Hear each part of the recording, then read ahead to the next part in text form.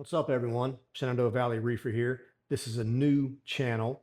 I've never really made any videos or content before. I've been in the saltwater hobby for a while now, and I recently purchased a Waterbox aquarium.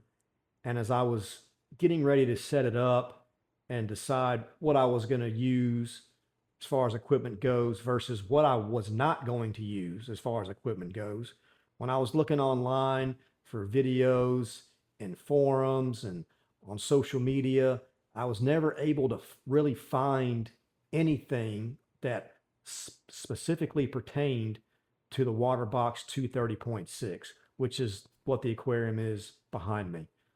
So, with that being said, I decided that maybe it might be a good idea to start a channel and maybe I could help some people when they get one to get their set up. Maybe other people that already have a Waterbox 230.6 could provide their feedback and help me, get my aquarium where I want it to be. So there's not very many fish in the aquarium right now. There's plenty of invertebrates, hermit crabs, various types of snails. There's crabs in there. I got a pair of clownfish. I have a Talbot damsel, a starry blenny, and a royal grandma.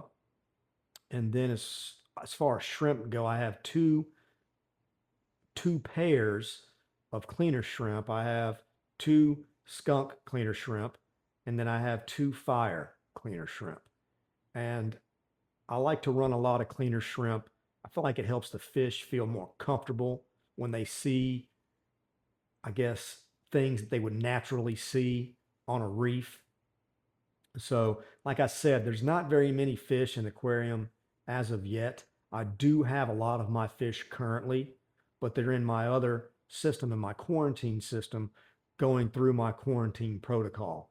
I have a pretty strict quarantine protocol, and the fish that are currently in the display tank, which is the Waterbox 230.6, they have made it through that quarantine protocol. So what I have left currently in my quarantine aquarium is I have five Kupang damsels or yellow belly damsels or azure damsels, whatever you may want to call them. And then I have three tangs. I have a purple tang, a gold rim tang, and I have a blue-eyed bristletooth tang. And like I said, they're still currently in quarantine. I like to hold the tangs in quarantine a little bit longer than other fish just because they seem to be more susceptible to ick and velvet and flukes and all the other various things that come with saltwater fish. So what I wanted to do today was just make a relatively quick and short video, just kind of giving everyone a tour of what circulation pumps I'm using, what return pumps I'm using, the protein skimmer I'm using, my lighting, my ATO, my UV sterilizers, kind of just a quick rundown of the sump, a few little bit of content about the actual display tank itself, how I have it scaped. It's all Carib Sea life rock. It's all artificial.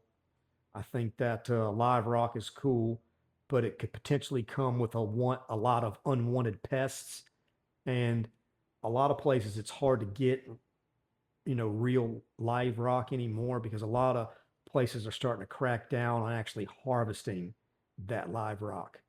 I do plan on having corals in this aquarium. I haven't got any corals yet. I'll probably end up doing a mixed reef.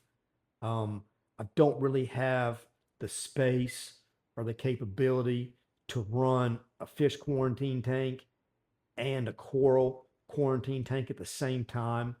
So what I probably will end up doing is once I've got all my fish through quarantine, I may take that fish quarantine tank and turn it into a coral quarantine tank because I like to quarantine everything that I can just to prevent any kind of disease or parasite from getting in my main display.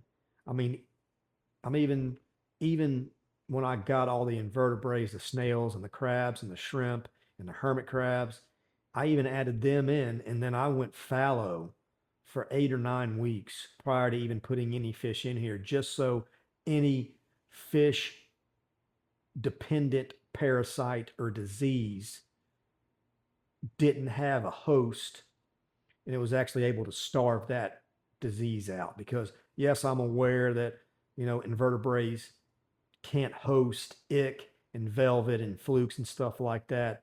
But when you get your invertebrates from online or your local fish store, if there's anything in their system, there's water that is inside that hermit crab shell or inside that snail shell or even the crabs and the shrimp. And if that water has a little bit of ick or velvet or a fluke or something like that in that water column, and you add it to your display tank, you have then just contaminated your display tank. So, in a perfect world, you wouldn't have any kind of diseases or parasites or anything like that. But I think that's near impossible. So, but you can always put your best foot forward and try to prevent anything like that from happening. So, like I said, after I added all my shrimp and my crabs and my snails and stuff like that, I ran fallow for 8 or 9 weeks before I even put fish in, which worked out good because those fish were in quarantine while I was letting my tank run that fallow period.